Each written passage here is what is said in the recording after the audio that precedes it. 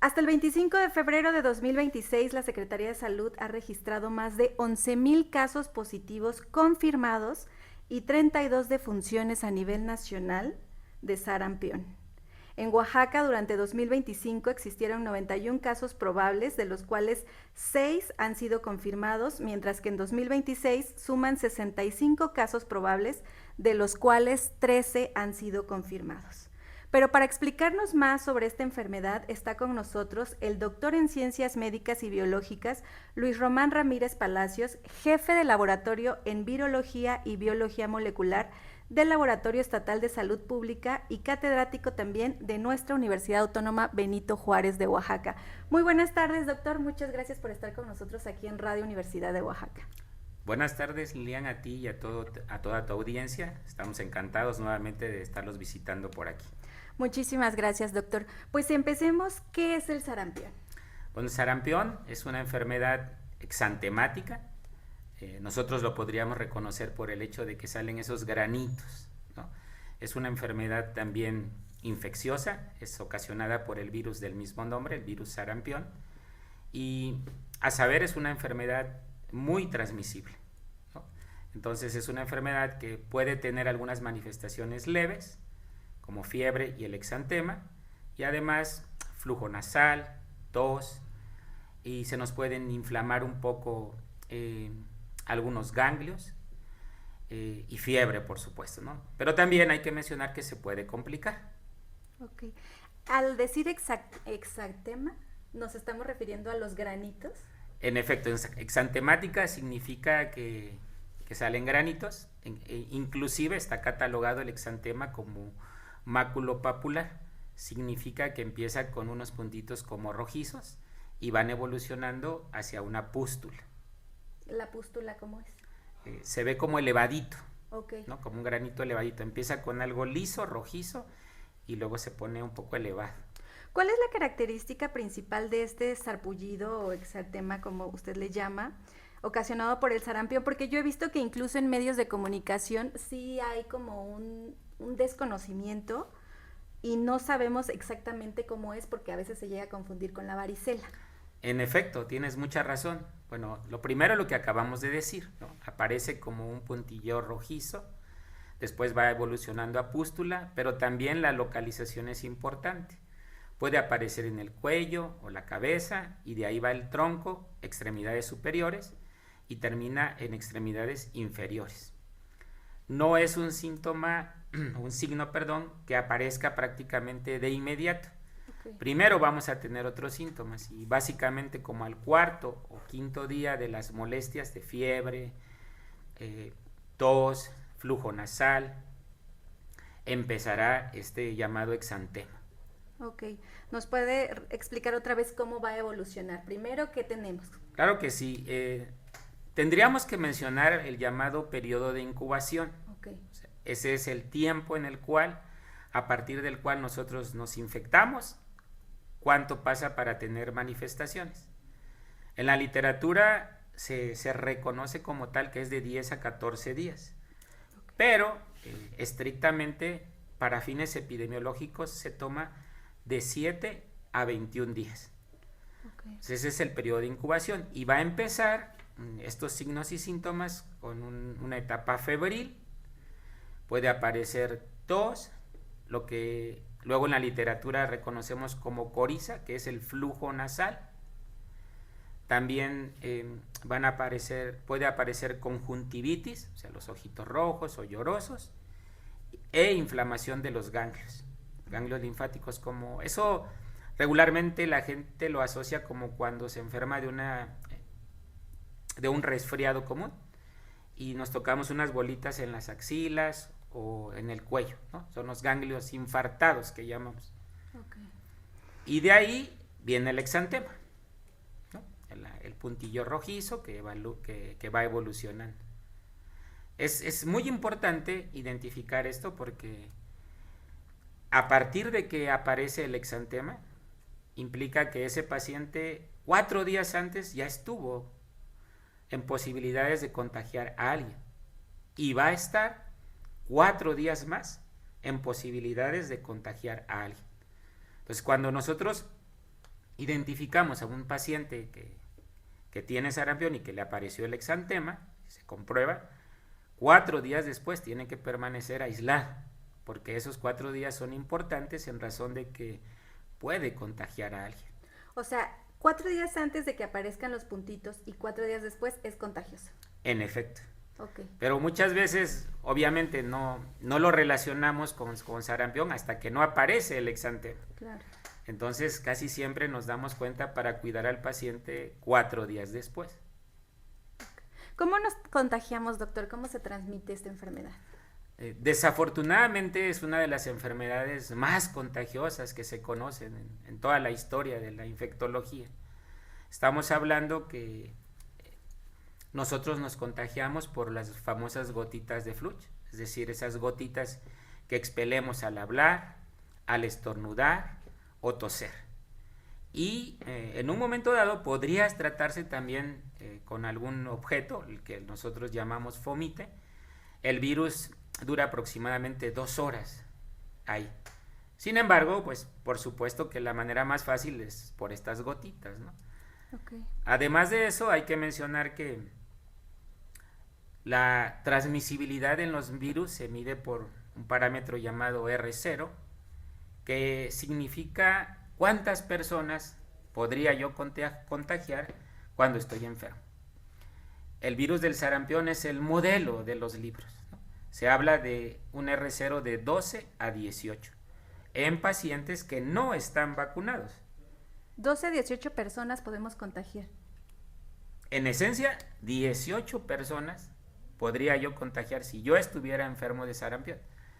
Insisto, 18 personas no vacunadas. No vacunadas. Lo cual implica, es un número altísimo, Sí. Porque SARS-CoV-2 iría en R0 de 1 a 2. Máximo 3, entonces estamos ante un virus que se transmite muy, muy fácilmente.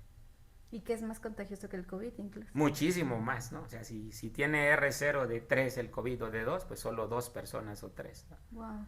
Entonces supera prácticamente a todos los microorganismos infecciosos conocidos. Por esa razón es que es muy importante las medidas preventivas, como la vacunación. Porque yo hice hincapié en decir de 12 a 18 personas no vacunadas, ¿no? O sea, si estamos platicando tú y yo como aquí ahorita y no estuvieras vacunada, yo tuviera sarampión, pues en máximo 21 días ya estarías con signos y síntomas. O sea, usted ya me contagió a mí y aparte yo voy a ir a contagiar a otras 18 personas. En efecto. No vacunadas. Por eso es que también la Secretaría de Salud lo primero que dijo es utilicen cubrebocas. En efecto, sí, es el mejor mecanismo que nosotros tenemos para evitar la transmisión. Y bueno, el paciente que demostramos que tiene sarampión y que tiene el exantema, pues 4 días en casita, lo más aislado posible, y las personas que lo atiendan, pues lavándose bien sus manos, usando ambos cubrebocas. Y si están vacunados, pues no hay tanto problema, pero también hay que tomar en cuenta el manejo de los utensilios que usan, y lavarlos con jabón y agua, y no habría ningún problema. ¿Es suficiente el jabón y agua? ¿No necesitamos cloro? No es necesario, mientras se laven bien, no hay problema. Ok. ¿Cuánto dura la enfermedad en total, desde inicio hasta el final? Bueno, la enfermedad es variable, ¿no? Digamos así que antes del exantema, podríamos decir que hay unos 4 o 5 días, y después de terminada esta transmisibilidad del exantema, serían unos 7 días máximo.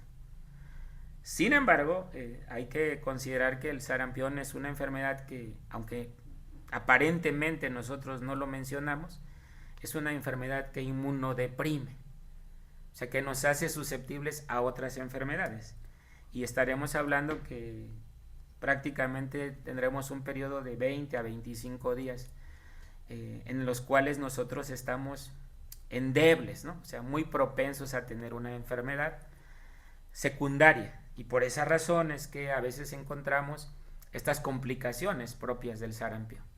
Ok, o sea, nos debilita tanto que si alguien tiene COVID o dengue, nos debilitaría aún más. Híjole, no, sí sería mucha mala suerte. Más bien, derivado del sarampión, podemos tener una infección respiratoria, una infección digestiva, inclusive complicaciones neurológicas, o complicaciones en la vista, ¿no? Incluso se habla hasta de ceguera como una complicación final de sarampión. Ah, ok, a eso íbamos, doctor. ¿Es grave el sarampión? No se considera como tal, o sea, la propia enfermedad va evolucionando como parte de la historia natural de la enfermedad. Sin embargo, la posibilidad de establecer una infección más severa, un sarampión complicado, a ese sí habría que tenerle miedo, ¿no? Si analizamos nosotros la mortalidad del sarampión, pues lo primordial sería una neumonía, ¿no? Entonces habrá que atender una infección gastrointestinal severa, una infección en el oído, la ceguera u otras complicaciones en términos del sistema nervioso central, que se pueden presentar, pero que afortunadamente son en porcentaje bastante bajo. Ok. ¿Hay grupos más vulnerables que otros? Los grupos vulnerables, pues obviamente las personas muy pequeñas y las personas muy grandes por su estatus de inmunosupresión. Pero realmente las personas blanco de sarampión son y seremos todas las personas que no estamos vacunados. Obviamente no es lo mismo que le dé un sarampión a una persona de 1 año a una persona de 20 o de 60, ¿no? El estatus inmunológico es diferente. Afectará más a las personas con un estadio de inmunosupresión natural, o sea, los muy chiquititos y los muy grandes. Okay. Pero a todos nos puede dar, okay, ¿no? A todos, ¿no? Si no estamos vacunados, estamos propensos y expuestos a una infección por el virus de sarampión. Una idea popular que tenemos, por ejemplo, con la varicela es que es mejor que te den de niño a que te dé de adulto, porque dicen que de adulto te da más fuerte. ¿En el sarampión aplicaría esto o no? En el sarampión más bien afectará más a los que están inmunodeprimidos, o sea, los pequeñitos o los muy grandes. Okay. En la varicela, la respuesta inflamatoria aguda que se genera es tan grande en las personas que sí están inmunocompetentes que les da muy fuerte, ¿no? Más bien, las reacciones inflamatorias tan grandes que físicamente se ven mal, ¿no? Okay. Pero de cualquier manera, acordémonos que ese es un virus de herpes 3, y que permanecerá con nosotros a largo plazo, casi toda la vida, ¿no? Y después nos puede dar herpes zóster, ¿no? También ahí hay que vacunarnos, ¿no? De pequeños si se puede. Ok, justo vamos a entrar a las vacunas. Bueno, antes de las vacunas, ¿cuál es el tratamiento que se da? ¿Para el sarampión? Para el sarampión. No hay un tratamiento antiviral como tal. El tratamiento va a ser el manejo de los signos y síntomas que tenga el paciente, ¿no? Si tiene fiebre, pues un antipirético, y prácticamente no podemos decir, como en muchas de las enfermedades virales que conocemos, que no hay un tratamiento antisarampionoso, ¿no? Lo ideal pues sería evitar la infección a través de una vacuna. Ok.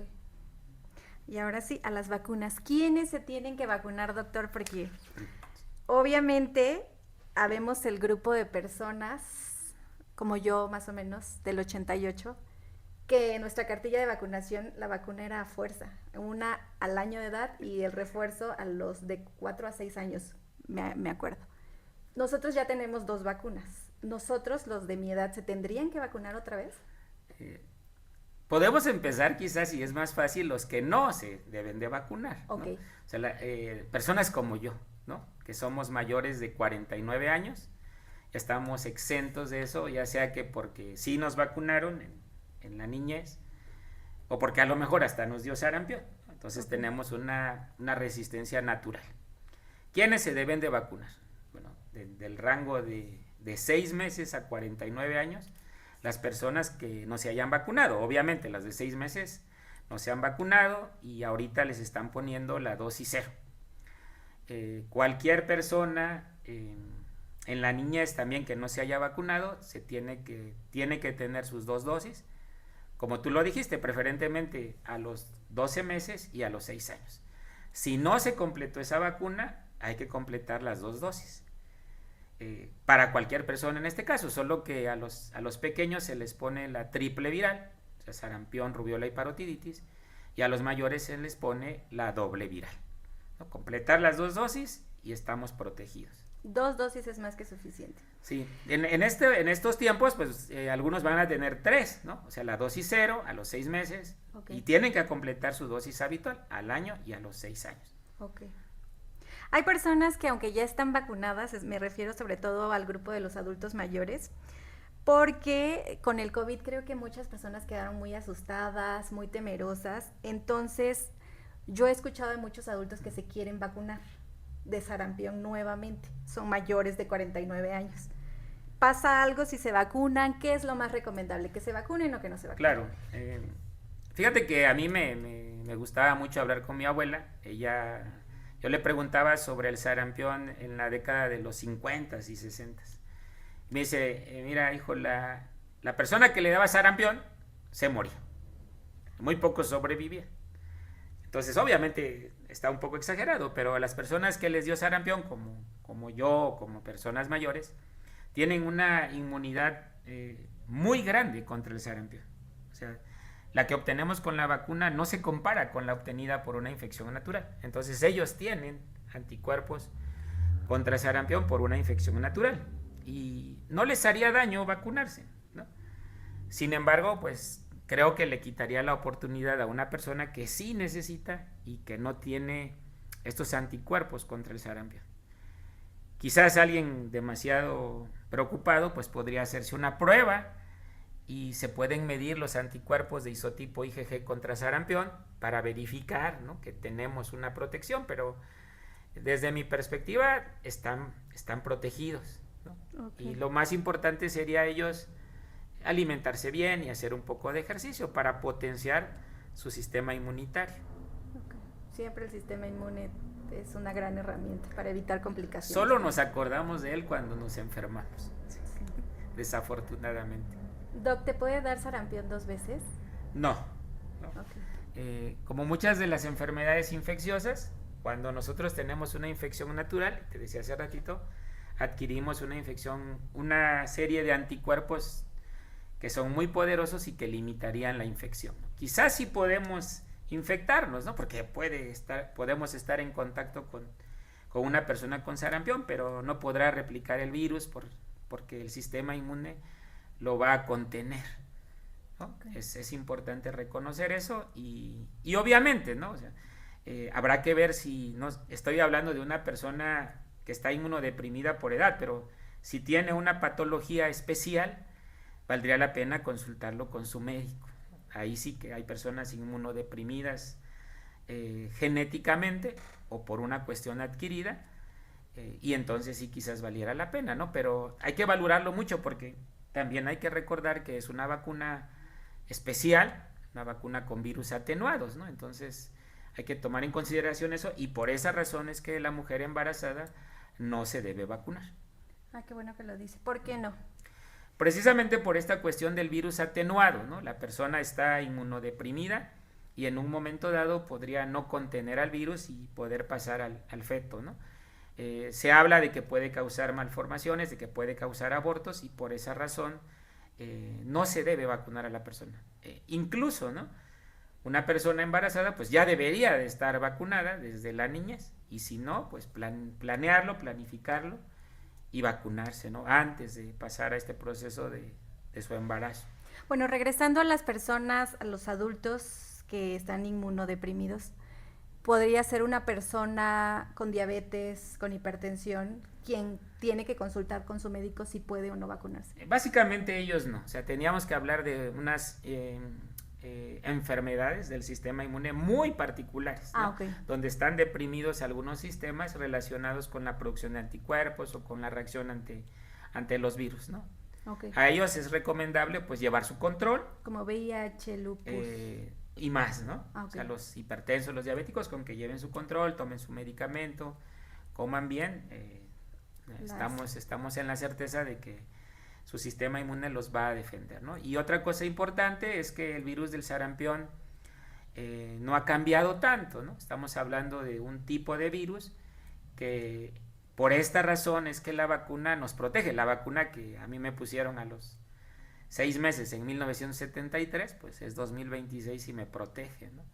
Eso pues es bueno, ¿no? No como si recuerdas en el caso de SARS-CoV-2 para COVID, de repente surgían linajes y aunque la vacuna protege, contra algunos linajes es un poco menos, ¿no? Si, por ejemplo, influenza también tenemos que vacunarnos cada año, ¿no? Porque muy probablemente cambian un poco y la persistencia de los anticuerpos pues puede ser un poco menor para protegernos, ¿no? Entonces tenemos que estarnos vacunando anualmente, ¿no?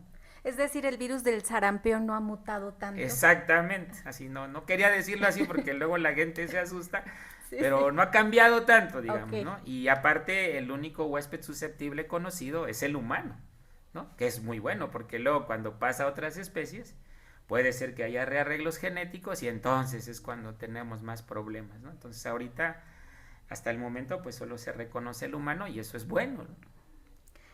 Justo, lo que todo el mundo se pregunta hoy en día, después del COVID, después de los antivacunas que surgieron, ¿es segura la vacuna?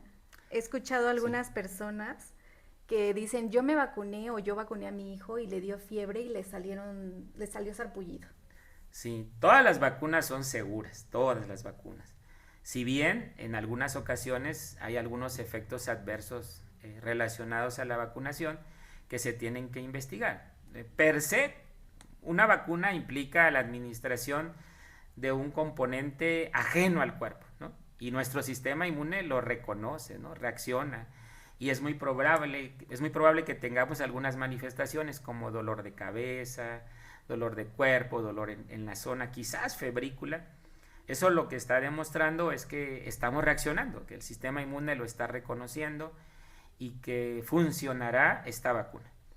Si estas complicaciones se hacen más intensas y que no parecen ser las comunes, inmediatamente hay que reportarlas, acudir al médico para verificar que se trate de un evento supuestamente asociado a la vacunación, pero existen, sí, Ok. no podemos negarlo. Sin embargo, las complicaciones derivadas de una infección por un agente infeccioso, llámese sarampión u otro, serán menores cuando yo me infecto que si no me vacuno, ¿no? Entonces la opción es elijo vacunarme, ¿no? Las vacunas salvan las vidas. Ok. Doc, y una pregunta, pues ya un poco dejando, no, bueno, no dejando al sarampión, sino metiéndonos más a fondo. ¿Por qué regresa el sarampión? ¿Por qué si se supone que era un virus controlado? Bueno, yo no había sabido de casos de sarampión. ¿Por qué regresa? Sí, el sarampión se considera una enfermedad reemergente, ¿no? Y hay varios factores, varios variables que implican que regrese una enfermedad. Desafortunadamente, hay que reconocer que esta es una enfermedad prevenible por vacunación. Entonces, obviamente, este factor es uno de los primeros, ¿no? Primero, pues que no nos hayamos vacunado, ¿no? ¿Por qué razones? Alguien me puede preguntar, ¿no? Pues hay dos razones básicas. Una, porque no nos llevaron, o sea, éramos bebés y nadie nos llevó, ¿no? Dos, porque no hay vacuna, ¿no? Sí.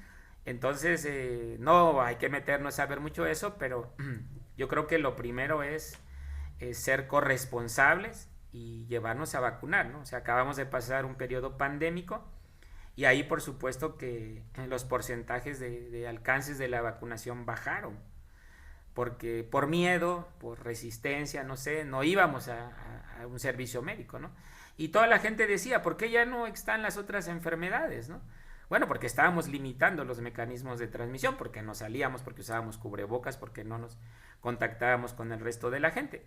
Entonces, si hay una enfermedad prevenible por vacunación, hay que vacunarnos. Por eso son los factores que pueden hacer que regrese una enfermedad, porque es el mismo virus. O sea, si fuera otro, yo entendería que, bueno, no serviría del todo la vacuna, pero la vacuna es efectiva.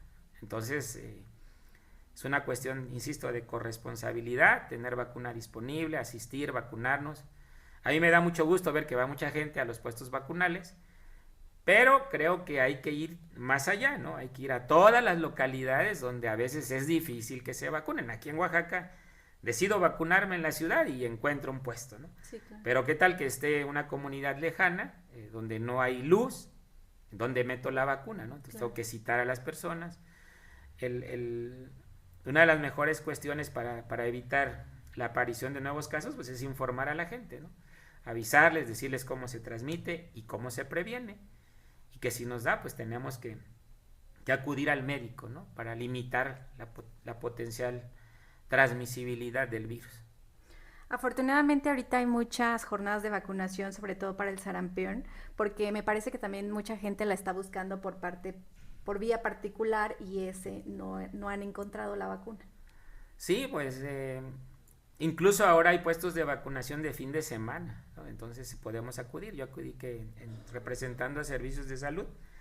Escuché en la mañana que el centro 2 está activo los fines de semana, ¿no? Entonces pueden acudir sábado, domingo y obtener su vacuna. Okay. Hay que vacunarnos. Sí, la idea de esta entrevista es también pues fomentar la vacunación, sobre todo de este virus, como usted lo dice, que no es un virus nuevo, que es un virus que ya estaba controlado y que de repente vuelve a salir, pero es por eso, por falta de vacunación. Sí, como muchas veces me han preguntado y platicando en el sistema de detección de sarampión en el país, habrá que reconocer, y está en los datos, Oaxaca tuvo el primer caso de sarampión en el 2025, y 14 de febrero de 2025 tuvimos el primer caso antes que los de Chihuahua. Y la mejor noticia es que se vio limitado solo a muy pocos casos, que fueron 6 casos en el año. Entonces, prácticamente podemos decir que se tuvo mucho éxito con todos los personajes que participaron para limitar la potencial transmisibilidad, ¿no? Porque tener un caso implicaba que podría infectar a muchos, ¿no? Claro. Y por fortuna no sucedió así. Justo le iba a preguntar cómo se dieron cuenta que regresa el sarampión. Sí, aquí en Oaxaca precisamente así, ¿no? Es algo muy fortuito porque nosotros no habíamos tenido sarampión toda la historia que había estado en el laboratorio, y ese 14 de febrero para nosotros pues no fue día del amor y la amistad, fue día de mucho trabajo, de muchos contactos y de demostrar, o sea, felicito a mis compañeros del laboratorio de virología y molecular, porque encontramos a una persona con el virus, ¿no? Entonces eso para nosotros es una llamada de atención, porque dijimos, pues es posible que se transmite. Entonces había que hacer el resultado muy rápido, o sea, nos tardamos yo creo que máximo unas 6 horas desde que teníamos la muestra hasta que emitimos el resultado, y notificarlo, ¿no?, a epidemiología, porque van a hacer acciones alrededor de la casa de esa persona, de muchas manzanas, verificar que la gente está vacunada, que no haya otros casos probables. Y bueno, se desencadenó una avalancha de actividades que solo por un caso, ¿no? Y así fue en el resto de los otros 5 casos más que tuvimos en el año. Ok, bueno, Doc, regresando a lo de las vacunas, si estoy cerca de alguien que tiene sarampión y no me he vacunado, ¿sirve de algo que me vaya a vacunar en ese momento? Estrictamente hablando, no, porque cuando yo me vacuno por primera vez, voy a tardar un tiempo en generar los anticuerpos que me van a proteger. En teoría estaría hablando de unos 15 días, ¿no? Entonces, para ese entonces pasa por la fisiopatología del virus, que va a infectar de entrada a las células respiratorias y después se va a diseminar a otras células del cuerpo, y después esto se ve cuando empezamos con los signos y síntomas. Cuando empezamos con los signos y síntomas ya tenemos muchos días que estamos infectados, ¿no? Entonces, también es imposible decir estuve junto a alguien con sarampión, no me voy a dar cuenta, la verdad, ¿no? Claro. O sea, cuando me doy cuenta ya pasaron semanas o días y pues ya no, ¿no? O sea, sí podría intentarse algo, pero lo más seguro es que si no está yo vacunado, pues que empiece a presentar manifestaciones. Parece algo fortuito, curioso, que a nosotros nos ponen a estudiar algunos casos hipotéticos, ¿no? Okay. De que alguien se infecta y que pasa por una localidad y se va a otra, llega a su casa, y durante el periodo de incubación, días después empiezan a aparecer los casos. Todo por donde pasó. ¿Quiénes? Los susceptibles, ¿no? Los no vacunados, ¿no? Y si llego a una localidad donde nadie está vacunado, pues les va a dar a todos, ¿no? Entonces, afortunadamente los programas de vacunación durante muchos años fueron muy exitosos, y por eso habemos muchas personas que estamos protegidas, ¿no? Pero el destino nos dio un golpe, porque ahora vimos que por lo menos 11,000 personas no estaban protegidas. Y esos son solo los confirmados, ¿no? Que si vemos el panorama epidemiológico, que ahora está a un clic de distancia por internet, creo que deberíamos hacer un análisis muy, muy respetuoso de la enfermedad, porque en el último mes tuvimos más de 2,000 casos. Entonces, la pregunta es, necesitamos tener estrategias infalibles quizás y seguir con este proceso de vacunación, ¿no? Porque 2,000 casos en un mes es algo pues que no debería de pasar, ¿no? Sí, está casi en toda la, bueno, más bien en toda la Está República en toda la República Mexicana. En toda. Quizás sea por eso que Oaxaca no ha registrado tanto sarampión, porque las personas están vacunadas. Híjoles, eso sí como que es una apuesta bastante grande. Probablemente sea que se dice que esto que llaman luego inmunidad de rebaño tiene que ser muy alta para que nos protejamos, ¿no? El 95% de personas inmunes ya protege a los que no están vacunados. Sí, creo que no ha llegado a una bolsa de susceptibles grandes, ¿no? Y qué bueno, ¿no? Eso significa que estamos protegidos mucha gente, pero puede llegar a una localidad donde haya fallado la vacunación y donde o no se hayan vacunado o hay algún factor específico relacionado con esto y entonces sí nos agarra desprevenidos, ¿no? ¿Por qué se dan las defunciones en la mayoría de los casos, doctor? Ha afectado las defunciones a las personas más pequeñas, ¿no? El proceso de inmunosupresión que tienen per se por la edad y también impacta mucho el tiempo que tardamos nosotros en acudir al médico, ¿no? Entonces, afortunadamente afortunadamente son solo 32 casos, son personas que han fallecido para mala fortuna de nosotros, pero que seguramente habrá que hacer el análisis particular, ¿no? Okay. Si tenían alguna patología asociada, si tardaron tiempo en atenderse, cuáles son estos mecanismos que pueden responder y fíjate que esos análisis se hacen muy puntualmente en cada estado donde haya sucedido la defunción para verificar que en efecto la defunción se deba a sarampión, ¿no? Y no a otra cuestión concomitante que haya tenido. Entonces la recomendación es si tenemos en casa un caso de sarampión, pues aislarlo, hidratarlo bien, alimentarlo y evitar que se pueda transmitir, ¿no? Y si hay alguna complicación, pues inmediatamente llevarlo al médico. Sí, sobre todo porque el mayor grupo de edad en el que se han registrado más casos es en niños de 1 a 4 años. O sea, son el grupo como que más debemos de proteger. Sí, son los más inmunodeprimidos, ¿no? Todavía los menores de 1 año quizás tengan protección de la mamá, ¿no? Los anticuerpos de la mamá, ya sea por vía transplacentaria o por la leche materna, pues de alguna manera, ¿no? Pero los de 1 año ya, pues no todos se alimentan por leche materna, ya no hay anticuerpos básicamente que le pueda dar la mamá, y si no se vacunaron, pues, son los que se pueden agravar un poquito más. Y luego el siguiente grupo es niños de 5 a 9 años, o sea, sí. El refuerzo también es importante. Claro que sí, ¿no? A los 6 años, pues indiscutiblemente habría que hacer el refuerzo, pero bueno, todos en la niñez estamos inmunodeprimidos, ¿no? Por la edad, más si no comen bien, si no se hidratan, si se asolean demasiado, bueno, muchos factores concomitantes al respecto, ¿no? Pero hay que cuidarlos, ¿no? A nuestra niñez.